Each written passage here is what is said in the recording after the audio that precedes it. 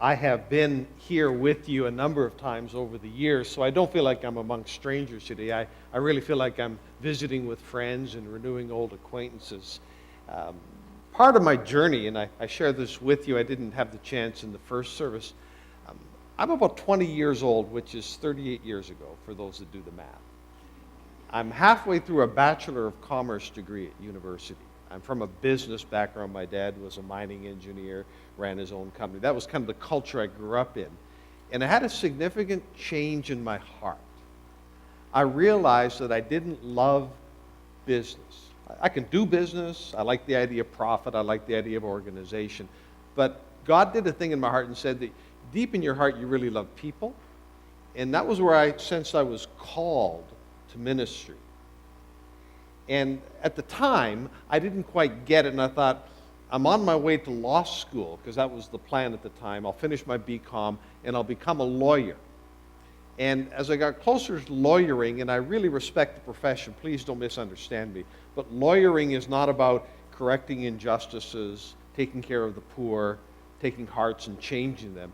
Lawyering is about something else. And I'm thinking, I can't be a lawyer. And then I thought, well, maybe I'll be a social worker. And again, please understand my sincere respect for social work, but you talk about having a gun with no bullets. Be a social worker. It's a really, really tough job to do, and I really respect those that are doing it. It was there that God clarified in my heart that be a pastor. Go that way. Lean into me. And I went to seminary, and that launched my calling and my career. And so for 23 years, I was a local church pastor in Winnipeg and then in BC. And then in 2003, I got into, sometimes what they say, does God promote you or sideswipe you?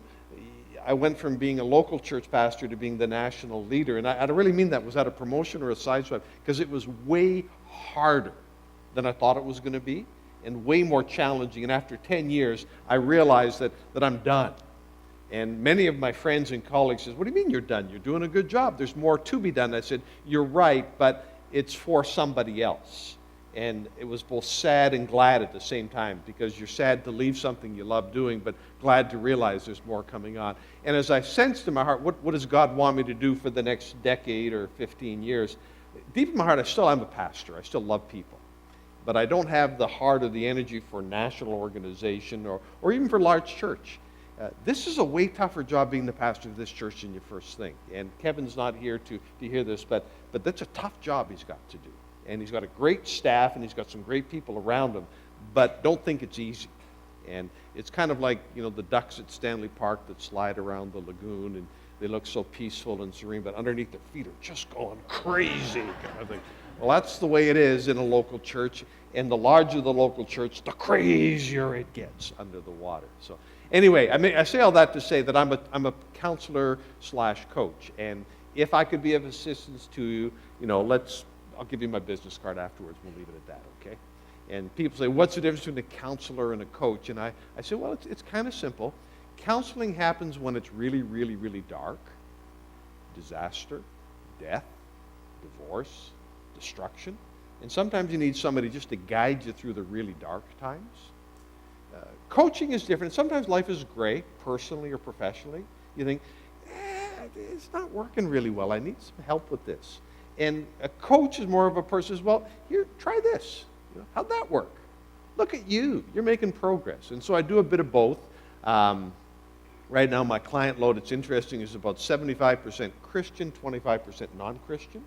And I really enjoy that. I'm also an evangelist by nature. I love to see the lights going on in people's lives. And so when people come to see me, they know that I'm Reverend McDonald. And they say, what's that all about? I say, well, I'm a retired Baptist minister. And for some, that's a real impediment. Others, like, no big deal. And I don't make it a big deal. But it's fascinating, because if they have any kind of, and many people don't have faith backgrounds, but they are spiritual.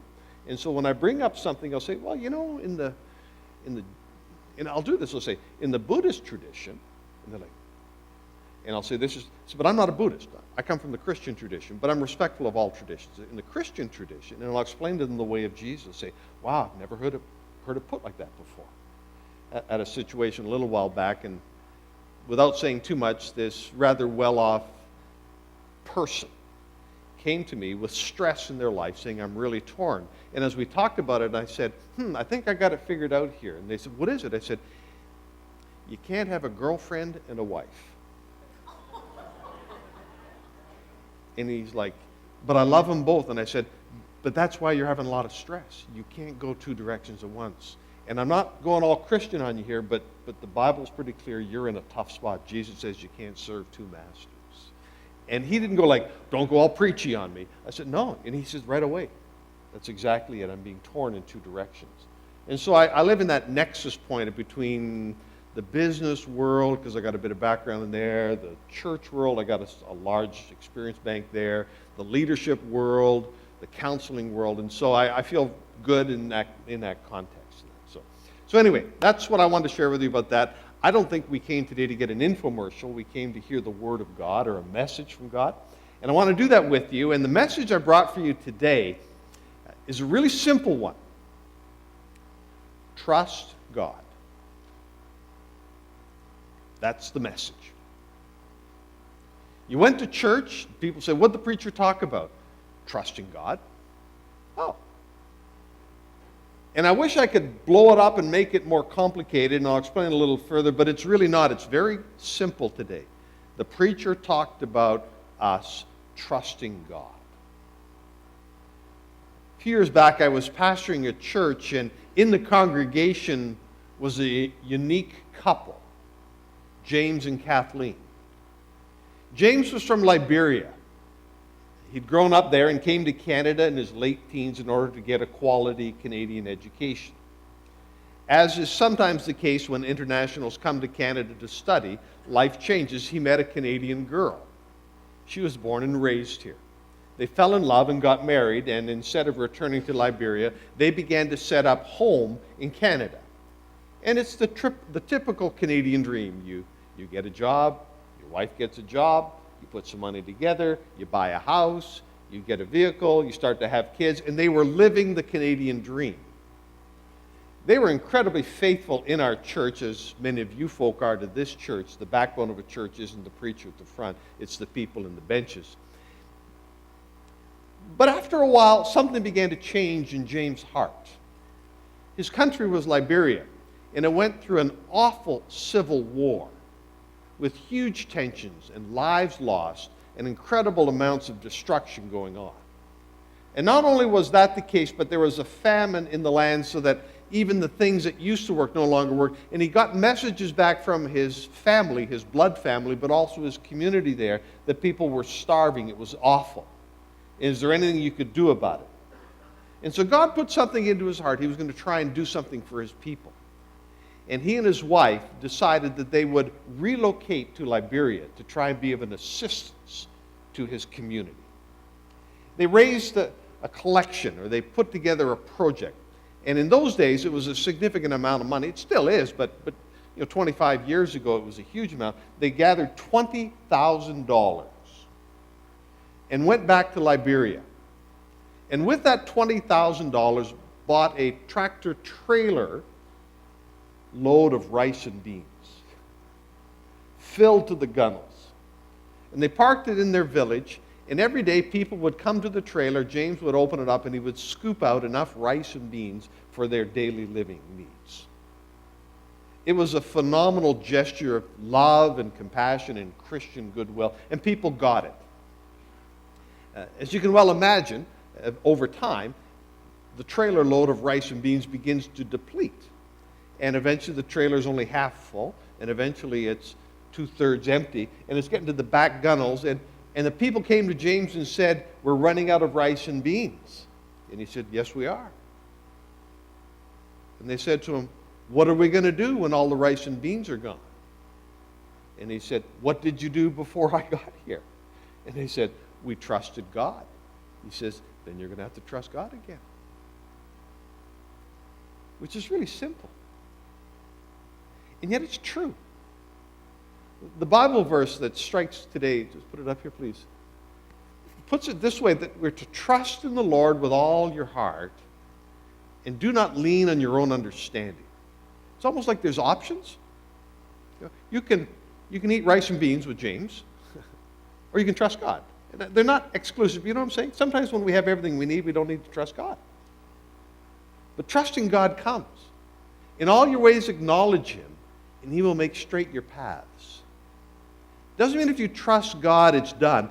If anything, it's just the start of the journey. All of a sudden, the paths go differently. He's straightening out the paths because we're trusting God. And so as you think about what the preacher talked about today, he talked about trusting God. Just reminded us that we need to trust God in life. I've spoken a lot over the years, and often when I'm speaking to congregations or to audiences, I can feel the dialogue happening, like people go, but what does that mean? Like, what does that, give me some hooks to hang it on. And so for the rest of my time, I'm just going to tell you 3 stories of what it means to trust God. What does that look like? Which is the phrase people use. What does it look like to trust God? Well, let me tell you 3 stories from baseball. It's summertime. One thing about baseball, and some of you love baseball, you realize that if you look at it, there's a lot of life stories that come out of baseball that are huge principles or examples for us to think about. And I'm just going to use them to bring some God truths to you today about trusting God. I'm reminded of the story of Jackie Robinson. You know that one? The Brooklyn Dodgers. In the early 1940s, which isn't all that long ago, all the best baseball players in the world were not in the major leagues of baseball. Well, they were good ones, and the major leagues was full of good players, but in order to be in the major leagues of baseball, you had to be either Caucasian or Latino or Oriental, but you couldn't be black. Really? Yes.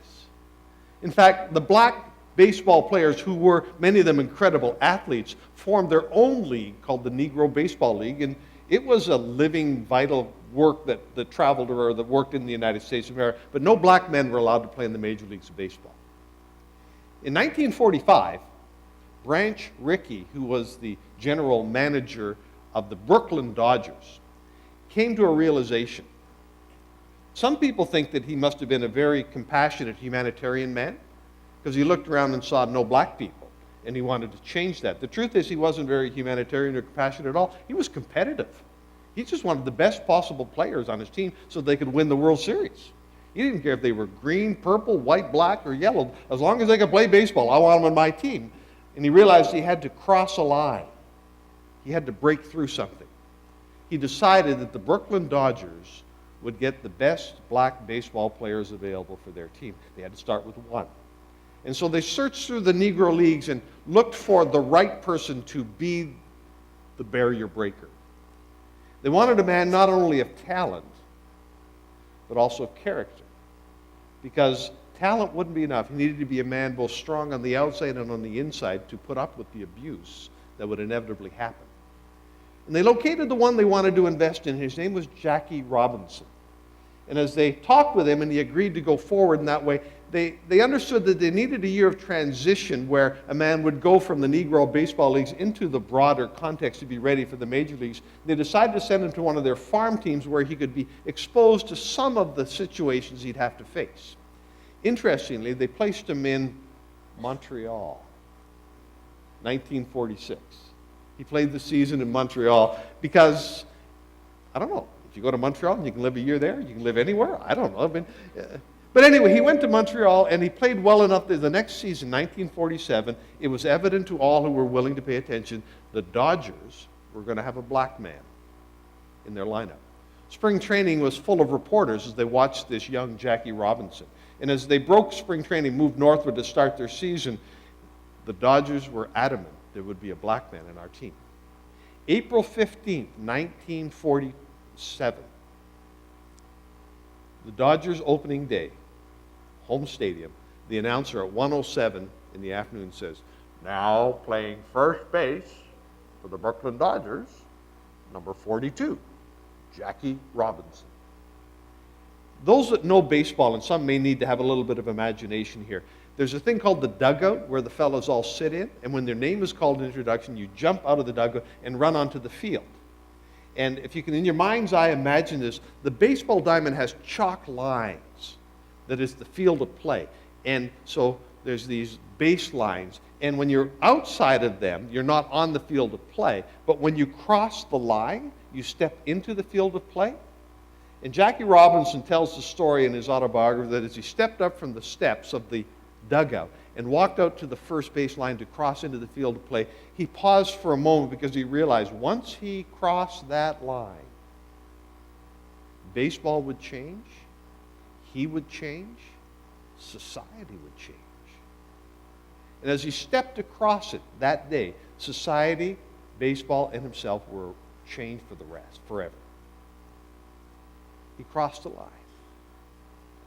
It wasn't easy. In fact, there were times when one wondered whether it was the smartest thing to have done. A few weeks later, the Dodgers are playing, and Robinson had been playing okay. He hadn't been blowing the cover off the ball, but he'd been playing okay. But one particular day, and they played baseball in the afternoon those days because of the lighting issues, the story is told that early in the game, Robinson's the first baseman, somebody hit a ground ball toward him, and it scooted along, and you've played enough baseball to kind of imagine. As he leaned down to pick it up, it just kind of zipped between his legs and rolled out into right field. The announcer, error, first baseman. The crowd didn't like it. Nobody likes an error. There was some murmurings, there was some boos going on, but it wasn't tumultuous. About 3 innings later, though, another play happened. Similar ball came bounding down the first base line, and this one was not really hit as hard, but as it came to him, it hit a pebble on the infield, and instead of coming to his glove where it was, it veered to the left. And instead of catching it, it hit the leather of his glove and bounced through him again out into the field.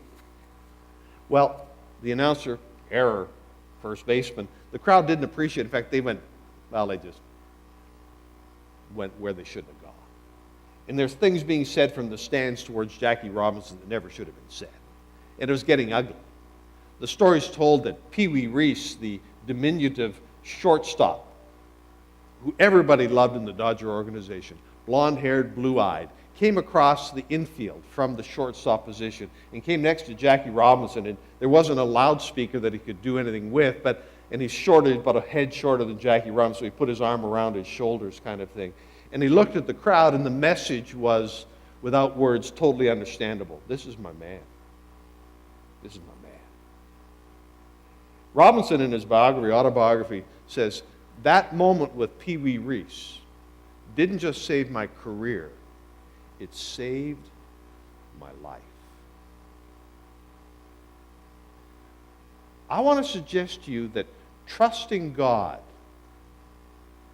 means we take steps that takes us across lines that hold us back and keep us from getting to where God would want us to go to, but we're bound. If you want to trust God, you need to cross some lines. You need to step over the line. Biblically, I'm thinking of Jesus coming into the world, and he's talking to people, and he sees some fishermen, and he says, come and follow me, and I will make you fishers of men. And the fishermen say, but I got a job, and it's a family business, and yeah, it's a great idea, but and they said, the Bible actually says, no, they dropped their nets, and they followed him. They stepped across the line, and they changed their lives forever. I'm thinking the story of Moses in the Old Testament. You know a little bit about him, the little baby born in the bulrushes and things like that. But it says he grew up in Pharaoh's courts. He had the huge extent of Egyptian culture poured into his life. From a material standpoint, a wealth standpoint, a language standpoint. He grew up a prince in Egypt. But something happened in his middle age where his heart suddenly changed, and he realized that I'm not an Egyptian, I'm an Israelite. And the people that need me aren't the Egyptians, but it's the people of God. I need to, and he turned, and he became the leader. He stepped across, he let go of all of the Egyptian background to become an Israelite. He took a step, he trusted God. Trusting God means taking a step across the line to go where God would take you to, that if you don't cross that line, you'll never get there. You know, for some, it sounds really funny, but maybe it's time to leave home. I love home. I mean, yeah, I know you do. And home is a wonderful place to be, but in order to go forward in life, sometimes you have to cross a line and trust God to take care of you. For some of you, trusting God meant leaving your home country And you could have stayed there and had all of whatever that was offering you, and I love what is offered wherever it is, but you realize in order to make a better life for yourself, you need to trust God and get on a plane and start afresh. What an incredible statement of trusting God. You cross the line. For some, it may mean a mid-career change now where you've worked away for 20 or 30 years and you realize, oh, yeah, if I do this for 20 more years, I'll get a pension. You get paroled from a federal prison faster than 20 years. I mean, but maybe God's saying to you, trust me. Take a step. Go across the line. It'll change your life. It'll change the society around you. When we trust God, we take steps of faith, believing that He'll catch us, that He'll carry us. There's another great baseball story I want to share with you. It's the story of Lou Gehrig. Maybe you know this one. Lou Gehrig, called the Iron Man of baseball. Goes a little further back. He was born and raised in the late, early teens, 20s. And from a young age, he was a phenomenal athlete. Men today are bigger than they used to be, but in that day, he was 6'3", 220 pounds, which made him just a giant of a man. And it was all muscle. He was a good athlete. He played basketball, he played football. In fact, he was on a football scholarship, and something happened. He started playing baseball, and it turned out he became a baseball player instead of a professional football player. He signed with the New York Yankees in 1923. The Yankees were a stacked team. They were just a powerhouse of team over those years. And for the first season, he got into 34 games as a substitute first baseman. That's all he got in. The next season, he got into 37 games, so it's now 1925. And even though he's an incredible athlete, he's not seeing the playing field very often. But in June of 1925, something kind of weird happened. The longtime Yankee first baseman, his name was Wally Pipp, he had a headache. And he told the manager, I can't play today, put the kid in behind me. Gehrig came in that day and went 4 for 4 in his batting. He just crushed the ball every time a pitch came toward him. In fact, he did so well that the next day, the coach decided that Wally Pipp still had a headache and put Gehrig back in. And for 2,130 straight games, Lou Gehrig was the starting first baseman for the New York Yankees. He went 14 seasons without missing a game. And he owned the ball game. We all know about Babe Ruth, and he's indeed highly thought of. Babe Ruth batted third in the Yankee lineups. Lou Gehrig batted fourth, right behind him. And the reason why Babe Ruth was able to get so many pitches to hit, because they didn't want to have to face Lou Gehrig. And so they took their chances on Babe Ruth. And Babe hit a lot of home runs. Gehrig would consistently hit between 40 and 45 home runs every season.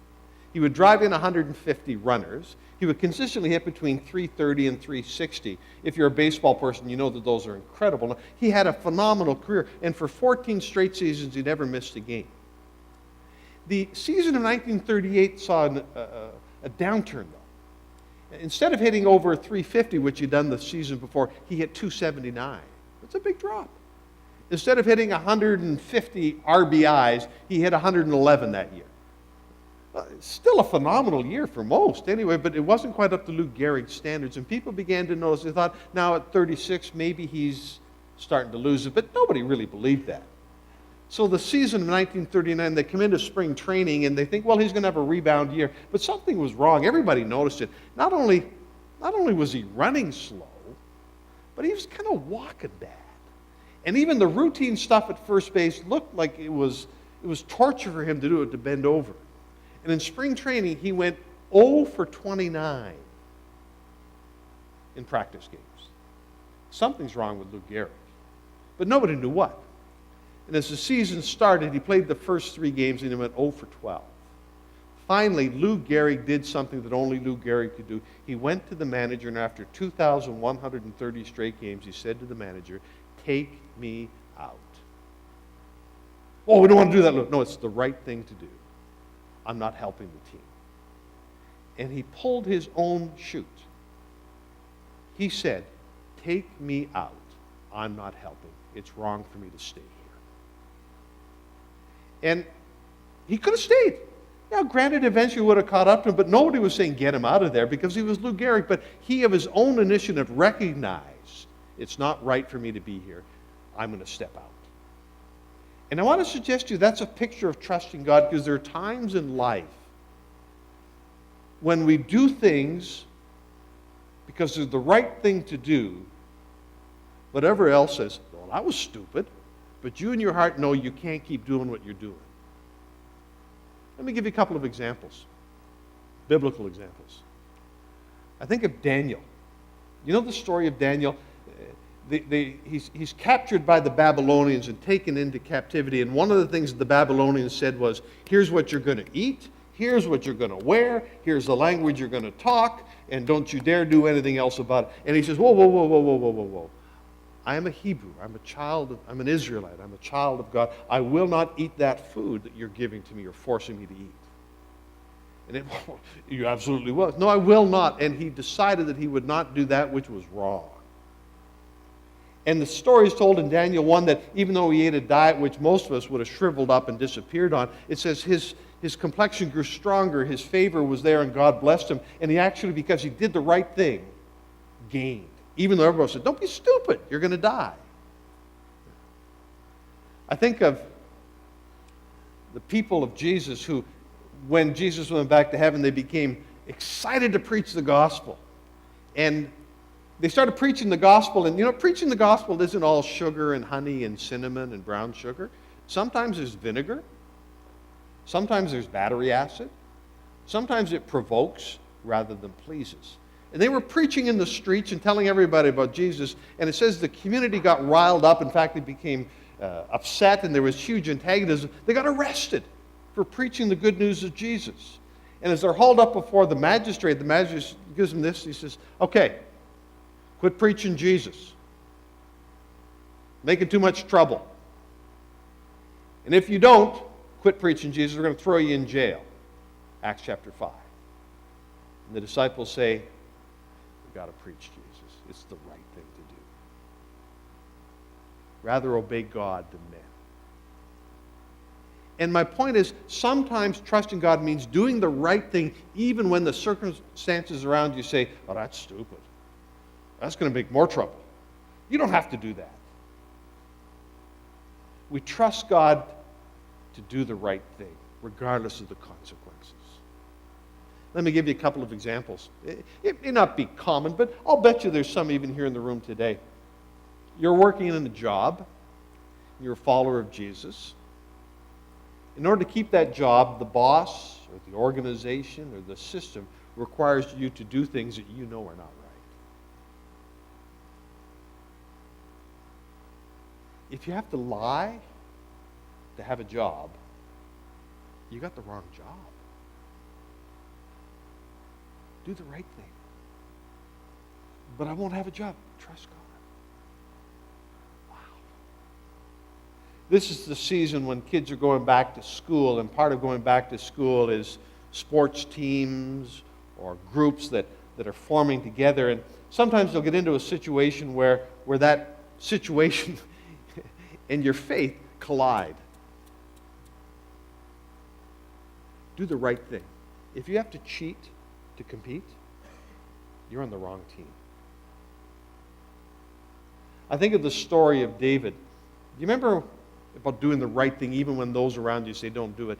There was a time when David was promoted to be the king but wasn't yet the king, and Saul was the king and David was the king coming along. And Saul is incredibly paranoid and insecure, and it's all he can do to get rid of David. He wants to crush him. And everybody knows that Saul is not the legitimate king and he's murderous. And David, protect yourself. And the story is told that one time David was hiding in a cave away from Saul, and I'll be real upfront with you. It's not bathroom humor. Saul comes in to take a leak. And David is there, and he sees his mortal enemy. And the story is David could have put a knife in his back and finished off the feud. But instead, David went out and snipped a little bit of his cloth off his cloak. And afterwards, Saul, what happened to my coat? Kind of thing. And David's like, But the reason why he didn't murder him was because it wouldn't have been right. But David, you had a chance. No. When we trust God, we don't do the wrong thing, we do the right thing, even if those around us say, that's stupid. You had a chance. The story tells us that trusting God is doing the right thing, even if those around us think it's the wrong thing. There's a third story from baseball. Maybe you recognize this one. It's a little more recent. The man's name is Orel Hershiser. He's a player from the 80s and the 90s. Orel Hershiser grew up in a Christian home. Nice guy. Winsome guy. Hugely talented guy, but had a gentle heart for Jesus. He just had the ability to throw a mean fastball and could locate it really well and throw an awesome curve and had a couple other pitches that would get batters out. He came into the Dodger organization. Of the 20 years he played in the major leagues, 14 of them were with the Los Angeles Dodgers. So he's a Dodger in his heart. It says when he first came into the major leagues, though, he was mediocre. He had talent, but this couldn't seem to be incredible, and he was always 50-50. He'd win some, he'd lose some. He'd get some people out, and then they would get beat out kind of thing. He always had this reputation. He's just too nice a guy. And one time he's out there pitching, and it's not going very well. He's just not getting guys out, and he's just not doing what he can do, and he had the capacity to really crush people. The manager of the Los Angeles Dodgers, Tommy Lasorda, came out to the mound, and I know there's 50,000 people in the stadium, so they couldn't hear it, but for 3 minutes, he berated his pitcher. All the players on the field could hear every word he said. And he started calling him, you got to be a bulldog. And that was his nickname from then on. You got to be a bulldog. You got to bite people. You got to scare people. You got to put some fear into them. Throw it at their head. Make them hurt. Make them afraid to stand in there and hit you.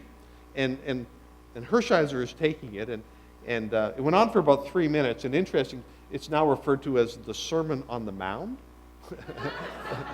Because he took it to heart and changed his ways and became an incredibly competitive pitcher. And through the late 80s into the 90s, he was arguably the most dominant pitcher in professional baseball. The story I want to tell that is the zenith of it all is that the early 90s, he's in his groove. It's his best years of his life. In those days, the record for shutout innings was 58. Those that don't know baseball, when a pitcher throws a game and the runners, the opponents don't score on you, it's called a shutout. And in those days, the record had been around for about 30 years, was 58 straight innings with never a run being scored. He went out in late July, and he threw a shutout, which is no big deal because he's a dominant pitcher, so he's got 9 innings. In the rotation of pitching, it's about every 5 or 6 days, so a week later he goes out and he throws another shutout, which is now 2 in a row, which again is no big deal because he's an incredibly good pitcher. He goes out the third week and he throws a third shutout. He's now 27 innings deep. And people are like, wow, this guy's basically unhittable. He's amazing kind of thing.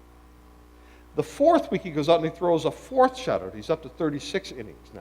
And people are beginning to take notice. It's been over a month since any opponent scored a run on Orel Hershiser. He goes out for the fifth one. He throws another shutout.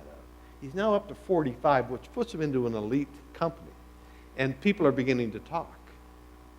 He goes out for the 6th time, and he throws a shutout. He's at 54.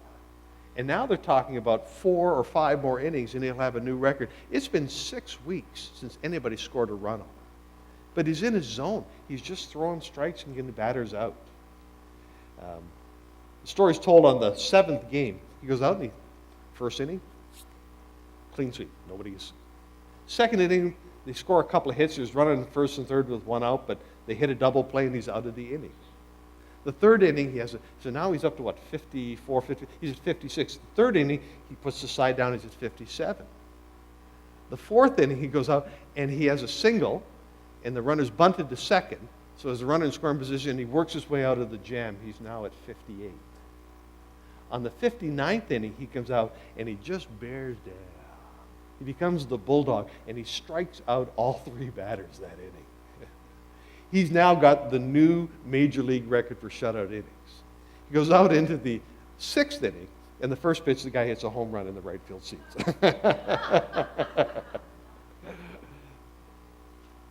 They interviewed him after and says, how did you do what you do? I mean, that's a long time to stay focused. He says, well, I just focused on doing what I was doing. I kept doing the things that got me there. And in between, he's from a Christian, the people were shocked. I would sing hymns that I'd learned from a youth. Amazing grace, how sweet. But my point is, sometimes trusting God is doing what you're doing faithfully, because it's got you there. Don't quit. Don't change up, because you're doing something really good and it's working. I think of Paul's words in 1 Corinthians 4 when he says, it is required of a steward that he be found faithful. Faithful is a good thing. It's not jazzy, but it's good. Faithfulness is really important. Sometimes it's easy to be faithful because it's just easy, and other times it's really hard, but you've got to keep doing it. You remember the story of Job, a biblical example? Remember, Job's got it going. I mean, it's rocking for him. Everything's working.